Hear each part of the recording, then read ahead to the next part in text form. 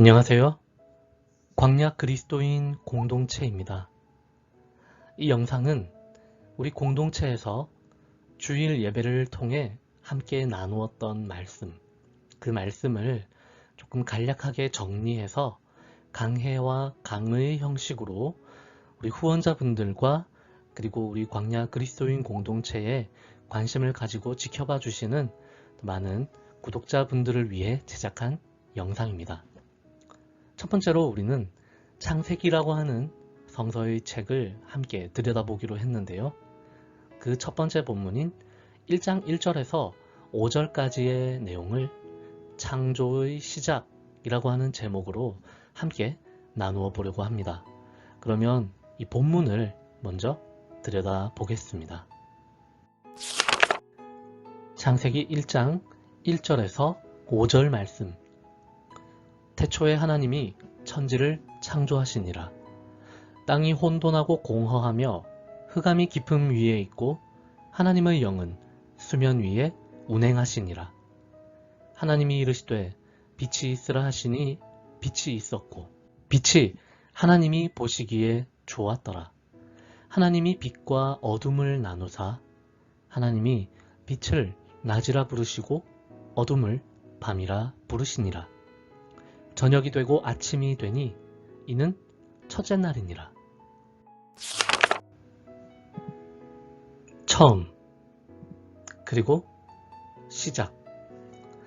이런 단어들이 주는 설렘과 기대가 있습니다. 성서라는 위대한 계시의 책을 여는 첫 번째 책, 이스라엘과 온 세상의 기원과 시작에 관해 이야기하고 있는 창세기의 첫 장을 우리가 살펴보면서 출발점에 선 우리 광야 그리스도인 공동체도 어떤 모습으로 하나님 앞에 창조되어 가야 할지 함께 묵상해 보면 좋겠다라는 그런 마음을 가지고 함께 창세기를 먼저 살펴보기로 우리가 함께 결단을 했습니다. 1장 1절에서 5절까지의 내용은 모든 것이 시작되는 바로 그 순간, 창조의 첫 번째 날에 관한 기록들입니다. 먼저 우리는 성서라고 하는 이 책의 한 가지 특징에 대해 돌아보고 가는 것이 좋을 것 같습니다. 성서는 우리 모두가 잘 알다시피 살아계신 하나님의 영원한 진리를 담은 책입니다. 하지만 그 진리는 또한 인간의 역사, 곧 시공간적 제약 가운데에 기록되어 있다는 것이 특징이죠. 이를 좀 더 쉽게 풀어서 설명해 보자면 성서는 그 주제와 핵심 내용에 있어서는 무오한 하나님의 말씀이지만 그것들을 둘러싸고 있는 세부적인 요소들, 그리고 무엇보다 그것이 기록된 문학적인 양식 등에 있어서는 고대인들의 여러 가지 한계들도 잘 드러나고 있는 그런 책이라는 점입니다. 성서의 이러한 이중적인 정체성을 감안해서 우리는 두 가지 사실을 반드시 기억해야 하는데요. 먼저는 오늘날 우리의 지식 수준이나 사고 체계를 성서 본문에 곧바로 대입해서는 안 된다는 점입니다. 가장 최근에 기록되고 완성된 성서를 만약에 요한계시록 내지는 요한복음이라고 가정한다 해도 그것은 지금 우리가 살고 있는 시기로부터 최소 1900년 정도 되는 과거에 만들어진 문서이기 때문이죠. 성서가 기록되던 시기의 사람들과 오늘날 특별히 우리 한국인들 사이에는 굉장히 큰 간극이 존재합니다. 우리는 아시아의 가장 동쪽, 이른바 극동아시아라고 불리는 곳의 문화권에 속해 있지만 성서의 공간적 배경이 되는 장소는 오늘날의 중동과 북아프리카, 그리고 유럽 일부 지역, 이것을 아울러서 근동 지역이라고 하는데요. 특별히 또 시간적으로는 21세기를 살아가고 있는 우리와 달리 신약 성서의 경우에는 기원 전후 1세기 내지는 2세기 정도에 기록되었고 구약은 그보다도 훨씬 더 이전에 만들어지고 형성되고 또 편집되고 기록된 그런 책이라는 것이죠. 이렇듯 엄청난 시공간적인 간극이 우리 사이에 존재하기 때문에 우리는 지금 나의 사고방식과 지식 수준 등을 여과 없이 성서 본문으로 투영시키는 데에 있어서 매우 조심해야 합니다. 예컨대 창조기사를 가지고 창조와 진화의 대립 구도를 심화시키는 등의 그런 적용들을 우리가 지향해야 한다라는 것이죠. 왜냐하면 고대 근동 사람들의 경우에는 애초에 진화라고 하는 개념에 대한 지식 자체가 거의 전무했기 때문입니다. 우리가 두 번째로 기억해야 할 사실은 이렇게 고대 근동을 배경으로 삼아 기록된 성서가 당시 존재했던 무수히 많은 신화와 문서들에 맞서고 경쟁했던 책이라는 점입니다. 성서는 고대 시대에 홀로 존재했던 책이 아니었습니다. 많은 신화들과 역사적 기록들, 심지어 시편과 잠언들도 그 시대에 많이 혼재해 있었죠. 하지만 성서는 그 문서들과 굉장히 닮아 있으면서도 그 많은 신화와 이야기들 중 하나가 아니라 그 모든 이야기들에 맞서고 경쟁하고 또 논쟁했던 새로운 이야기입니다. 비슷한 사건들이 수록되어 있고 비슷한 인물들이 등장하는 것 같지만 성서는 여타 신화들과는 완전히 새로운 주제의식과 메시지를 우리에게 전달해주는 그런 책이라는 거죠. 성서는 이집트나 바벨론 등의 제국들이 가지고 있었던 그런 신화의 내용과 매우 비슷해 보이는 그런 내용을 담고 있으면서도 완전히 새로운 주제와 주장을 우리에게 전해줍니다. 기존의 신화들과는 완전히 다른 새로운 가치 체계를 제시해주고 전해주는 책이라는 것이죠. 왜냐하면 이 책의 궁극적인 저자가 우리가 세상과는 다른 방식으로 살기를 원하시는 성령 하나님이시기 때문입니다. 태초에 하나님이 천지를 창조하시니라. 창세기의 첫 구절이자 성서 전체의 첫 구절이기도 한 이 위대한 선언은 바로 고대 근동의 모든 거짓 신들이 가짜에 불과하다라는 점을 폭로하는 하나님의 선언이었습니다. 우리는 보통 이 구절을 태초에 하나님이 천지를 창조하셨다라고 하는 이 한 문장 그 자체로만 받아들이는 경우가 많은데요. 사실 이 구절은 이미 고대 근동의 많은 신화들을 통해 전래되어 왔던 많은 창조신들이 사실은 다 거짓에 불과하고 이스라엘을 이끄시는 야훼 하나님 한 분만이 참 하나님이시고 진정한 창조주시다라는 사실을 선언하는 굉장히 논쟁적인 그런 문장이었습니다. 이것을 우리가 탈신화화라고 하는 용어로 설명을 하는데요.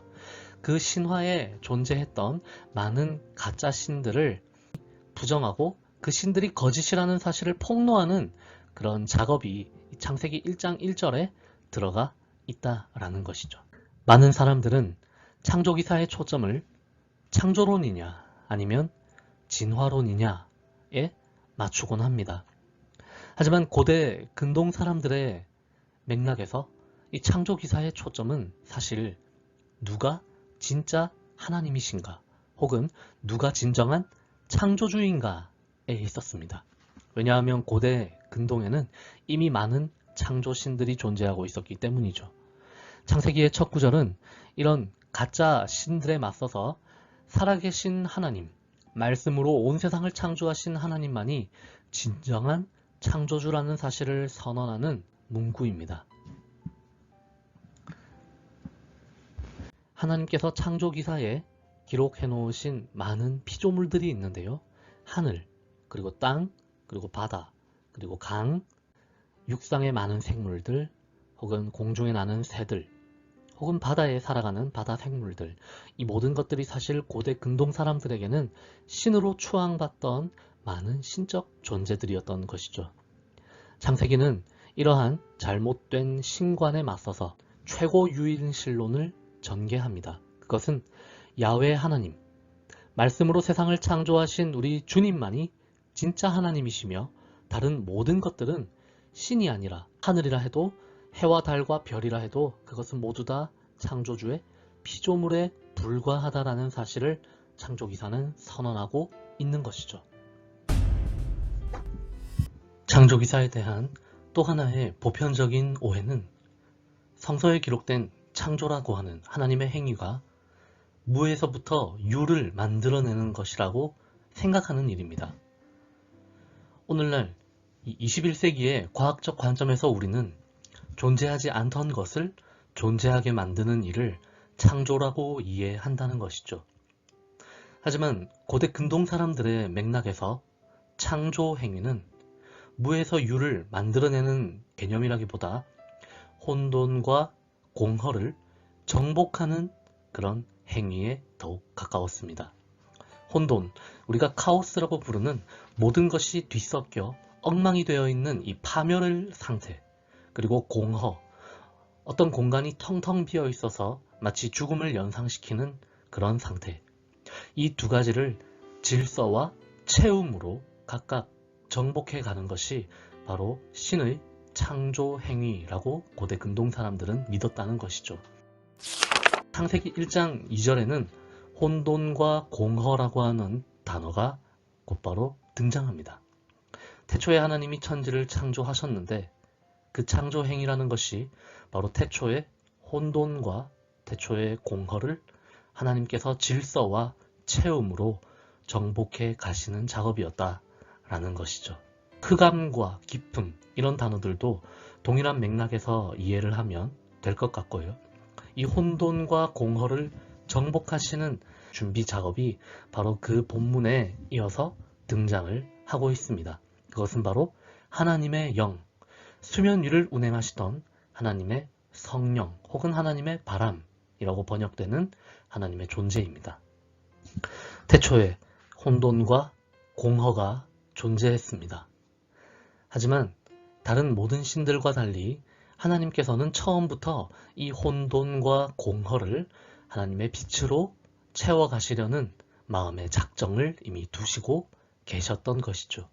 그래서 수면 위를 운행하시는 하나님의 영 혹은 하나님의 바람, 이 존재는 하나님께서 이제 이 세상을 아름답게 창조해 가시고자 하는 그런 준비 작업 가운데 계신다는 모습을 보여주는 표현일 수가 있습니다. 우리는 이 비슷한 문학적인 표현들을 성서 곳곳에서 발견하게 됩니다. 먼저는 창세기 8장 1절인데요. 노아 시대에 일어난 대홍수가 끝난 후에 하나님께서는 다시 땅 위에 바람이 불게 하셔서 지표면을 가득 덮고 있던 물들이 다시 한번 물러가고 바다와 땅으로 다시 분리되도록 만들어 주십니다. 이것은 깊은 흑암이 깊음 위에 있고 하나님의 영은 수면 위를 운행하시니라 라고 기록되어 있는 창세기 1장 2절의 표현과 굉장히 흡사한 표현이고 묘사입니다. 하나님께서는 이때 바람을 불었다라고 번역이 되어 있지만 사실 이 바람과 또 영, 이 히브리어 루아라고 하는 동일한 단어를 쓰는데요. 흑암과 깊음 위에 운행하고 계셨던 하나님의 영의 모습이 이제 물을 다시 물러가게 하셔서 땅이 다시 드러나게 하시는 하나님의 바람으로 표현된 것이 바로 창세기 8장 1절의 표현이라고 볼 수가 있는 것이죠. 신약에 와서도 이런 표현은 동일하게 등장합니다. 우리가 잘 아는 이야기인데요. 마태복음 14장 24절에서 27절을 보면 예수님의 제자들이 배를 타고 갈릴리 바다를 건너다가 큰 풍랑을 만나서 위기를 맞이하게 됩니다. 그런데 이때 제자들이 예수님을 찾는데 예수님께서는 이때 독특하게도 이 바닷물 위를 걸어서 그들에게로 다가오십니다. 이 모습을 이 창세기의 맥락에서 해석하는 분들을 제가 사실 많이 보지는 못했는데요. 저는 개인적으로 바로 이 장면이 바다의 이 수면 위를 운행하시던 하나님의 영의 모습, 하나님의 이 바람의 모습을 예수님이 그대로 재현하셨다라고 그렇게 보고 있습니다. 예수님의 존재 자체가 사실 태초에 천지를 창조하시던 하나님의 바로 그 영과 같은 분이다라는 것이죠. 바다를 지배하시고 혼돈을 정복하시는 야훼 하나님의 이미지가 그 아들이신 예수 그리스도께에도 동일하게 드러나고 있는 모습으로 우리는 이해할 수가 있습니다. 이처럼 하나님의 창조 행위는 혼돈과 공허를 정복하시는 작업입니다. 그리고 하나님은 특별히 이 작업을 당신의 말씀을 통하여서 이루어 가시고요. 그리고 첫째 날에는 특별히 빛을 만들어서 세상 가운데 비추이심으로써 혼돈을 정복해 나가기 시작하시는 것이죠. 뭐니 해도 첫째 날 창조의 주인공은 바로 빛입니다. 그런데 빛의 창조를 묘사하는 표현이 사실 조금 이상하죠. 3절은 이렇게 기록되어 있습니다. 하나님이 이르시되 빛이 있으라 하시니 빛이 있었고. 하나님은 빛을 창조하셔서 4절과 5절 말씀처럼 빛과 어둠 그리고 낮과 밤을 구분하십니다. 앞서 말씀드린 것처럼 혼돈으로 뒤섞여 있는 것들을 질서 있게 나누고 분류하고 그 틀을 채우시는 창조의 사역에 걸맞는 첫째 날의 창조 행위였습니다. 빛이 존재함으로써 밝음과 어두움이 나누어지고 낮과 밤이 갈라진 것이죠. 그런데 빛은 정말 피조물이었을까요? 빛이 있으라고 말씀하셨지만 이미 빛이 있었다라고 성서는 번역하고 있습니다. 저는 빛이라고 하는 이것이 여타 피조물들과는 다른 존재라고 이해를 합니다. 빛은 피조물이라기보다는 하나님의 본성이자 하나님 자신이시다라고 성서가 일관적으로 우리에게 알려주고 있기 때문이죠. 요한복음 1장 5절을 보면 하나님의 아들이신 예수 그리스도를 가리켜서 바로 빛이다 라고 말씀합니다. 그리고 그 빛이 어두움에 비쳤다 라고도 표현하죠. 오늘 이 첫째 날 창조의 사역과 굉장히 흡사한 표현을 요한복음 1장이 동일하게 쓰고 있습니다.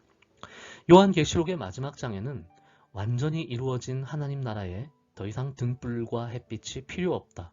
그리고 밤도 없을 것이다 라고 선언을 합니다. 빛이신 하나님의 통치가 완전해질 것이기 때문이죠.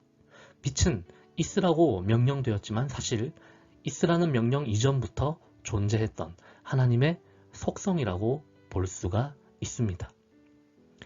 예수 우리들의 밝은 빛이라고 하는 그 찬양의 제목처럼 그분은 우리의 밝은 빛이신 하나님이시고 이미 태초전부터 존재하신 유일하신 창조주이신 것이죠.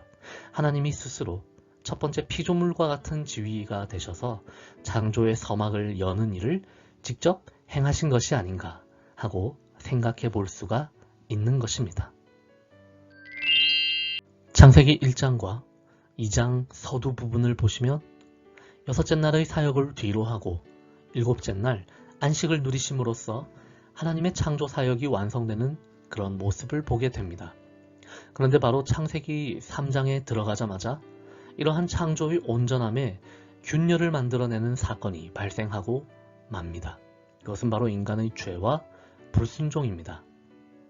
인간의 죄는 하나님의 피조세계를 망쳐서 그것이 다시 혼돈과 공허로 돌아가도록 만드는 무시무시한 영향력을 가지고 있었습니다. 그리고 그 결과 하나님은 다시 이 창조 사역을 우리 가운데 이루어가게 되시죠.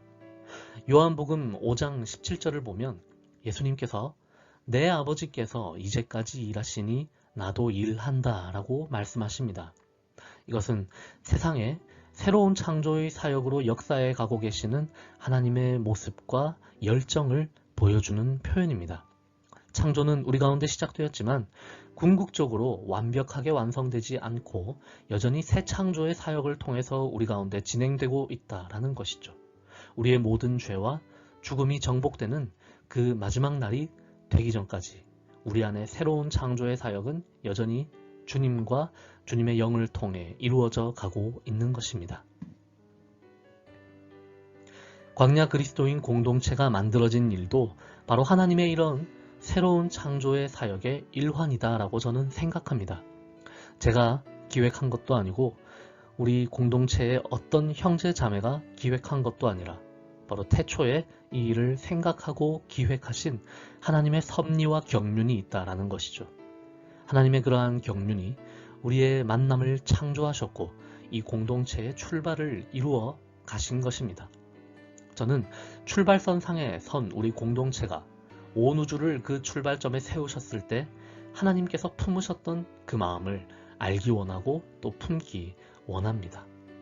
혼돈과 공허의 바다 위를 운행하셨던 그 하나님의 모습, 그 혼돈을 아름다운 우주로 빚어가시려던 하나님의 그 사랑과 긍휼의 마음을 우리 공동체도 동일하게 품어야 한다라고 저는 생각합니다.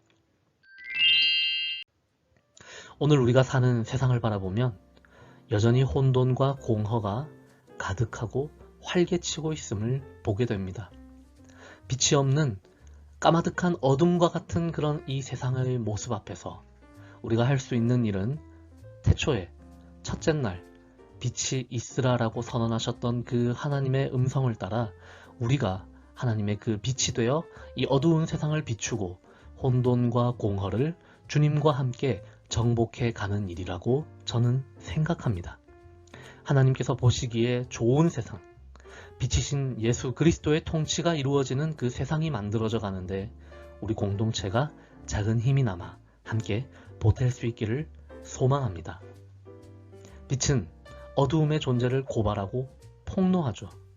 우리 공동체가 함께 빛이 되어서 세상의 어둠을 밝히고 빛으로 그곳을 채워가시는 하나님의 가족으로 계속해서 세워져 갈 수 있기를 사랑으로 모든 것을 창조하신 우리 주님의 이름으로 축복합니다.